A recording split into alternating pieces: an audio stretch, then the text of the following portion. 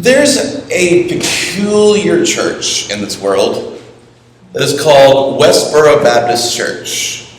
You might have heard of them. Has anyone heard of them? Yes. I have had the privilege to be protested twice by this church and the organizations that I've been part of. First in Boston, and then second in Walnut Creek when I was at St. Paul's at the school church there. If you don't know Westboro Baptist, they are basically an extended family at this point of the most unusual, creative, hate-filled fundamentalism you can hope to find in Christendom. They have extremely offensive and jarring signs that they wear and they hold up.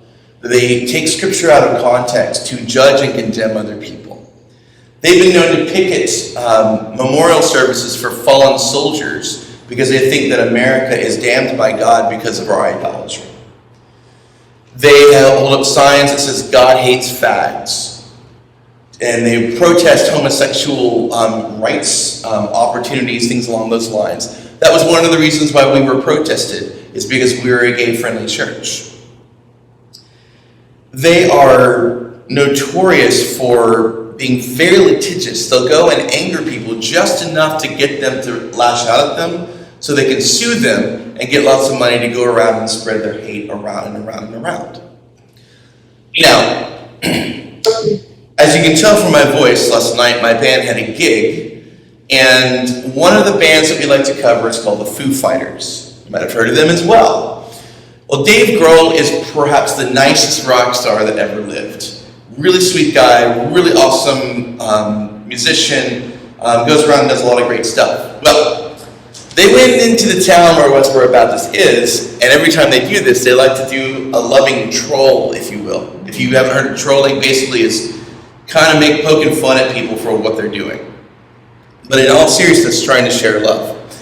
So they're all up on this open bed, huge pickup truck. Whole band, got a whole setup going on. Right now they're going on tour covering songs by the Bee Gees, calling it the DGs. And if you don't know much about disco is the thing in the 70s that's good dance music, and also it tends to have a leaning towards, well, inclusivity, if you will. And he drives around the corner and Dave Grohl yells out, "Hey!" while they're all out there with their horrible hate-filled signs like free will is a demonic lie, or you will eat your babies, Leviticus something or other, and Easter is pagan idolatry, things that make you just, well, a little angry. And he said, "I see you guys, and you know what? I love you. I love you guys. Even though what you're doing is hateful, I love you. And isn't that what we're supposed to be doing? Loving one another." And what's funny is they're playing this funky disco groove on their truck, and in spite of herself, one of the ladies in the group, you can see her kind of tapping her feet, kind of grooving to the beat, in spite of all the other stuff. And at the end of it, Dave Grohl says, "I saw you dancing. I saw your mama dancing over there. So that's what you should be doing." So today's Ephesians reading hit me hard, because I don't know about you, but all I seem to see right now is people speaking truth in hate, or their truth in hate, instead of love. People grumbling to each other, people talking behind people's backs about things, not going straight to the issue, not wrestling with conflict to grow through it. And we're all exhausted by it. That's why this passage reminds me of a lot of the keys of what we need to do. Now, you might have heard someone in your past come up to you in a very passive-aggressive way and say, "I'm just speaking the truth in love, but your outfit looks terrible," or "You are a terrible person for X, Y, and Z." Is that loving? No. No. Is that a way of trying to cover up? Like, I don't mean to brag, but you know what's going to come after that. Or, "I'm not racist, but," or "I'm not sexist, but," and you know something sexist or racist is going to fall right behind. But again, I'm kind of like tired of preaching on this topic because it seems to be constant. But when we need to call out one of our sisters and brothers, when we need to challenge them or be challenged, it is important to remember that it is the filter of love that must be the lens through which we make those statements.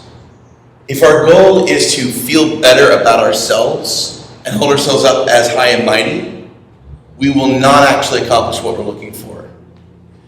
If we speak hatred towards one another, lambast, demonize, downtrodden on people who disagree with us, who we think are crazy, who we think are bad, it gets in the way of what the gospel is trying to teach us. So even when people as bizarre as the Westboro Baptist Church are doing their thing, holding love in one's heart, if you're able to do that in that moment, changes the entire dynamic of how you see the world. It changes how you show the love of Christ to those people. When you know that someone loves you and cares about you and calls you out, not to make you feel bad, but say, hey, this is really painful right now that you're doing this. Can we talk about this? Or I feel bad when you do this. It tends to open up a conversation that might not otherwise be possible. And if we have loving compassion for other people when they bristle, when they get defensive, or when they get angry that we're calling them out, but we stay in that tension long enough to let them cool down and then have the conversation that we couldn't have before, we really begin to build up the kingdom of heaven. One of my bandmates, his wife, who is, I think, 8 months pregnant right now, was at her apartment complex last night and had to go to her next door neighbor's house until we were done with our show, because someone was shooting off a gun down just outside of their apartment complex in Walnut Creek. A few weeks back, there was a shooting of 3 people in the parking lot of one of the local bars. I've been hearing about fatal shootings around and people losing their temper, being super angry, and being downright dangerous. It is in times like this where Ephesians' call to love is so important, because we need to build up that energy, that spirit, that life in our communities.